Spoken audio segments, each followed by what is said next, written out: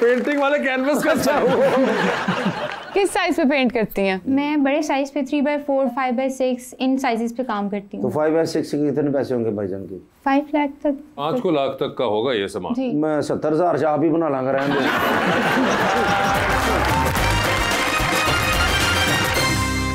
Welcome back जी रबानिया। लाला रुख अक्सर collectors जो हैं वो पेंटर्स को कहते हैं कि कुर्सियों के साथ पेंटिंग को मैच कर दें या पर्दों के साथ मैच कर दें, तो बुरा लगता है या कर देती हैं? मेरे पास अभी ऐसी कोई डिमांड आई नहीं है और ऐसे होता भी नहीं है, क्योंकि आर्टिस्ट की अपनी थिंकिंग, अपना प्रोसीजर, अपनी सारी फीलिंग्स होती हैं, वो उसको आप किसी के कहने पे चेंज नहीं कर सकते। वो आपका अपना काम होता है, वो आप खुद होते हैं, तो उसको आप नहीं बदल सकते किसी के कहने पे। अगर हाँ कोई वैसे पेंटिंग्स इस तरह से प्रोजेक्ट्स वाइज करवाना चाहे लेदर से, बोले कि लेदर चीज़ है, बट आप काम नहीं अपना किसी के कहने पे चेंज। तो अगर आपको कोई कहेगा, कोई कलेक्टर या इस तरह से कोई बायर, तो आप कर देंगी? नहीं, बिल्कुल नहीं करूँगी, क्योंकि उनको अगर चाहिए मेरा काम तो उन्होंने मेरी स्टोरी लेनी है, तो मैं उनके अकॉर्डिंग तो नहीं काम करूँगी। क्या बात है। ये आपका नाम लाला रुख है, ये लाला का मतलब क्या है? पर्शियन में लाला रुख को, रेड रोज को लाला रुख कहते हैं। अच्छा, लाला रुख कहते हैं। आपका रुख माशाल्लाह, मैं आपकी तरह रुख करता हूँ तो आप बहुत प्यारी लगती हैं।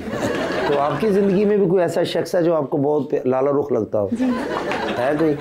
किधर है भाईजान? वो जॉब पे। अच्छा,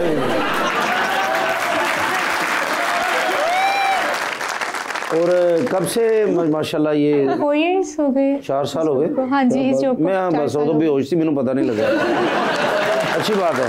और देखिए शादीशुदा आप भी हैं माशाल्लाह, भाईजान भी हैं, मैं भी इंशाल्लाह हो जाऊंगा। ये शादी जो है इंसान को ही आता है, तो जिंदगी अच्छी होती है या कोई यार गया की हो गया? नहीं, तो बहुत अच्छी होती। अच्छा जी। और लव मैरिज होनी चाहिए या अरेंज होनी चाहिए? मुझे लगता है जब आपको लगे ना करनी चाहिए, अब तब आपको कर लेनी चाहिए। भाईजान जैसे फैसले आते हैं आपके पास, जोड़ों के भी फैसले आते हैं कि शादी करना चाहते हैं, घर वाले नहीं मानते, तो ज़्यादा की फैसला कर दे तुसी? नहीं, इस तरह के फैसले नहीं आते हमारे पास ज़्यादा। तो सिर्फ वही आते कि जी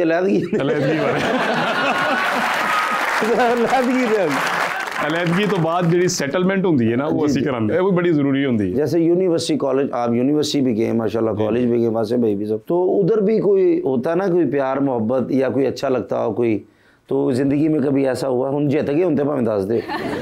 नहीं, अब मैं कॉलेज दौर में या यूनिवर्सिटी दौर में कोई ऐसा मरहला नहीं आया। अच्छा, उसके बाद बस अरेंज मैरिज। ओके। और उससे पहले? नहीं, उससे पहले भी कोई। आप तो स्विट्जरलैंड भी गए थे तालीम के लिए? रहा हूँ जी, बिल्कुल। तो वहाँ भी कोई स्विस एल्प्स के अंदर भी कोई ऐसा कोई नहीं वाकया ना रोना? बड़ा हम घूमे वहाँ पे, बड़ा एंजॉय किया है। नहीं, हम कौन, आप और दोस्त? आपके दोस्त भी थे और भी थे, लोग थे, मतलब पूरी क्लास होती थी हमारी। ओहो। तो पूरे स्विट्जरलैंड में, बल्कि पूरे यूरोप में घूमे। हाँ। उस वक्त तो 5 मिनट में वीजा लग जाता था। हाँ, वहीं से शेंजन वीजा नहीं होता था, लेकिन 5-10 मिनट लगते थे, बस वीजा लग जाता था। तो अल्हम्दुलिल्लाह बहुत सैरें की हैं, पढ़ाई की है, और चुप करके वापस आ गए। चुप करके वापस? खामोशी से। नहीं तो केड़ा ऐसा काम के चुप करके आना पिया था? जब काम मुकम्मल हो जाए फिर खामोशी में ला जाना चाहिए। लाला रुख अक्सर लोग कहते होंगे आपकी पेंटिंग्स को देख के कि ये तो हम भी कर लेंगे, कैसा लगता है आपको? गुस्सा आता है? नहीं, मैं कहती हूँ कर लो। जिस प्रोसीजर से आर्टिस्ट काम कर रहा होता है बहुत टाइम टेकिंग होता है, वो इस तरह नहीं होता कि एक ही दिन में बन जाती है चीज़ या एक ही दिन में पेंटिंग निकल के आ जाती है। उसके बहुत थॉट प्रोसेस से काम करना पड़ता है आपको, और बहुत आराम से अपने और जो सबसे बेस्ट आपकी पेंटिंग है वो कितने दिन में बनाई आपने? वो मैंने, अगर मैं डेली 8 घंटे की सीटिंग देती हूँ तो वो 20 डेज में बन जाती है। 8 घंटे 20 डेज? और रोजाना? जी, डेली। लड़के बड़ी जबरदस्त फोकस चाहिए होता है। फोकस चाहिए जी। मेरी बनानी हो तो कितने दिन लगेंगे? नहीं, ना ही कर दो, ठीक है। आपने उनका 5 लाख मांगा, मेरा तो फिर 43 लाख मांगोगे। वो तो आपने पूछा तो मैंने बताया आपको। अच्छा, लेकिन कितने पैसे लगे मेरी बनाने? कोई नहीं, पैसे नहीं लगे। आप पैसों को छोड़े, पैसों की बात क्यों कर रहे हैं? नहीं, अच्छा, हमारे यहाँ पे ये बहुत प्रॉब्लम मैंने अभी देख लिया है कि पैसों की बात बहुत ज्यादा हो गई। पैसों को वैल्यू करने वाले लोगों ने बहुत ज्यादा कर दिया है। इंसान की उस तरह वैल्यू नहीं है। नहीं, I totally agree with you. आप मुझे मुफ्त में देंगी पेंटिंग, मैं एग्री कर रहा हूं। बट मुझे ऐसे लगता है कि जो टाइम पीरियड हमारा चल रहा है ना, तो उसमें अब सर बात कर रहे थे यूथ की, मैं यही बात सुन रही थी उनकी, लेकिन यूथ है कहाँ? बहुत सारी पढ़ी लिखी यूथ को आपने बाहर भेज दिया है, ठीक है? और यूथ खुद बाहर गई, इन्होंने नहीं भेजा। नहीं, ओब्वियसली जो हालात चल रहे हैं हमारी कंट्री के, अब शायद आके ये कह रहे थोड़ी चीज़ें बेहतर हो रही हैं। इंशाल्लाह हो भी जाएंगी। हमारा मुल्क है, हमने यहीं पे रहना सबने, और ये कि जो चले गए यहाँ से, मैं ये सोचती हूँ कि उनको वो डिग्री कंप्लीट करने में कितना टाइम पीरियड लगा है। वो एक तरह से मुल्क का एसेट है वो लोग, और वो लोग यहाँ से बाहर जाके अच्छे से परफॉर्म कर रहे हैं, वही चीज़ें अपनी कंट्री में क्यों नहीं हो सकती। देखिए मैं इसमें आपको बताना चाह रहा हूँ कि इस वक्त जो गवर्नमेंट का मरकजी हुकूमत हो चाहे पंजाब हुकूमत हो, फोकस ही आजकल यूथ है। यूथ के लिए तकरीबन 150 से ज़्यादा इनिशिएटिव इस वक्त हुकूमत पाकिस्तान के और CM पंजाब के इस वक्त चल रहे हैं। नेवटेक के इदारे काम कर रहे हैं, यूथ स्किल डेवलपमेंट अथॉरिटीज़ काम कर रही हैं। आप देखें कि यूथ को जो बुनियादी स्किल्स रिक्वायर्ड हैं मुख्तलिफ शोबाजात में अपने फ़नी महारत के हवाले, जिस तरह ये फ़नकार इसलिए हैं कि ये अपने फ़न की माहिर हैं और इनको पता है कि इनका जो फ़न है उस पर इनकी कितना इनका दिल और इनका दिमाग लगता है और फिर उसके बाद एक प्रैक्टिकल शेप के अंदर एक चीज़ आती है। इसी तरह लोगों को फ़न से आशना करने के लिए मैं आपको बता रहा हूँ कि तकरीबन 150 से ज़्यादा शोबे ऐसे हैं जिसमें गवर्नमेंट फ्री कोर्सेज़ करवा रही है, बल्कि साथ स्कॉलरशिप दे रही है।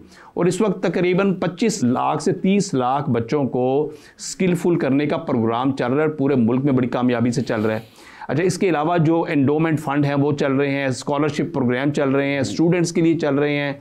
स्टूडेंट की पजीराई, टैलेंट की पजीराई, टैलेंट को अप्रिशिएट करना, ये इस वक्त गवर्नमेंट का बुनियादी फोकस है। और उसकी वजह क्या है कि ये जो नौजवान हैं, यूथ है, हमारी आबादी का 50% से ज़्यादा, जिन्होंने कल मुआशरे की बागडोर संभालनी है, जिसने कल मुल्क की बागडोर संभालनी है, अपने ख़ानदानों का सरबराह बनना है, तो अल्टीमेटली अगर इनके टैलेंट को हम कैपिटलाइज करेंगे तो अल्टीमेटली इस मुल्क को भी फ़ायदा है। और दूसरा जो हमारी बहन ने बात की है जो मुल्क से बाहर जाने की, इसमें कोई हर्ज नहीं है। ये 24 करोड़ की आबादी का मुल्क है। देखिए टैलेंट जो होता है, असल चीज़ क्या है कि हुकूमत की पॉलिसियाँ ऐसी होनी चाहिए कि जिसमें टैलेंट एप्रिसिएशन हो रही है और उसको मैच्योर किया जा रहा हो। अब उसके बाद जिसको अल्लाह ने टैलेंट दिया है वो चाहे मुल्क से बाहर चला जाए चाहे वो मुल्क के अंदर करे, ये अब उसके ऊपर है। तो मुल्क से बाहर जाने में कोई हर्ज नहीं होता और बहुत सारे मुल्कों की इकॉनमी इसी बुनियाद पे चलती है कि ओवरसीज़ जो एम्प्लॉयमेंट होती है वो भी कंट्रीब्यूट कर रहे होते हैं टुवर्ड्स एक्सटेकर। तो असल चीज़ क्या है कि इस वक्त हुकूमत पाकिस्तान का भी फोकस और हुकूमत पंजाब का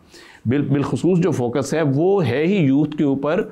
और आप देखते हैं कि मरियम नवाज साहिबा के जो इनिशिएटिव्स हैं इस हवाले से, इन्हीं हर तीसरे दिन एक नया इनिशिएटिव आ रहा होता है जिसके अंदर कभी लैपटॉप की स्कीमें आ रही हैं, कभी स्कॉलरशिप दिए जा रहे हैं, कभी नौजवान रोज़गार स्कीम आ रही है। बच्चियों को घर बैठे फ़ोन आ रहे होते हैं कि जनाब बेटा आपका स्कॉलरशिप निकल आया है, आपका लैपटॉप निकल आया है। सर लेकिन नसीबा वाले लोग ने बच्चे जिन्होंने फ़ोन आंदा जनाब कि आपका मोबाइल निकल आया, आपका लैपटॉप निकल आया। मैनू जो फोन आया जी तुहाडे घरों सप निकल आया,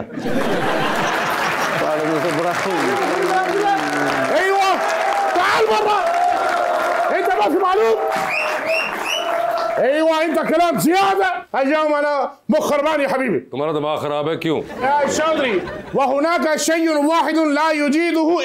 कहता है एक ही काम में तो वो भी सही नहीं करता। वो क्या? सर एक काम है ही नहीं मेरा, इनकी तर्जमा भी करना है। हाँ। घर में जो खाना पकाना है वो भी मेरी जिम्मेदारी है। ये कपड़े धुलवा के लाना भी मेरी जिम्मेदारी, घर की सफाई करना भी मेरी जिम्मेदारी। फिर सारे काम तो बराबर ठीक नहीं ना होते। या चौधरी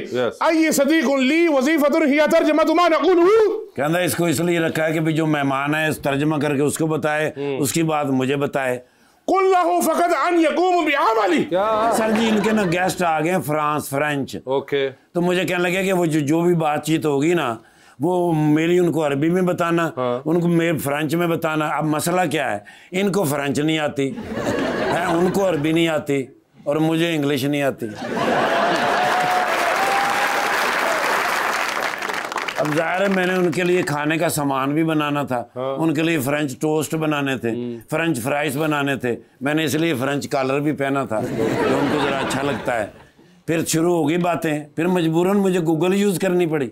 अब गूगल से मैं इनका तर्जमा उनका करता गया हूँ और वो इतने हैप्पी हुए हैं। उन्होंने 2 लाख रुपए मुझे दिया सर।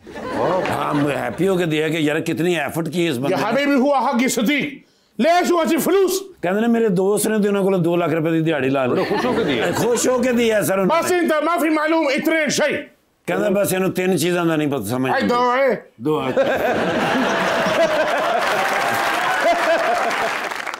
दिमाग फ्रेंच भी है, अंग्रेजी भी है, अरबी भी है। वो क्या 2 थी? कहीं फ्रेंच नहीं आती, दूजा नु शर्म नहीं आती।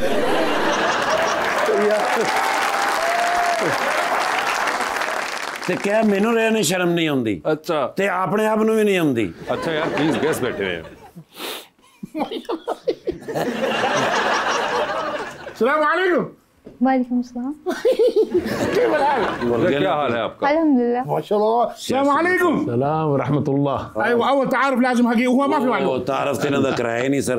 मेरा नाम है जी असफर बिन वड़ैच। شوف هذا يا حبيبي يا चौधरी। साहिवाल दा रहने वाला। مين مدير؟ हैं मिन मुदीर। अय्वा। किसी मुदीर। अय्वा। शेख वजन बिन जर्रा।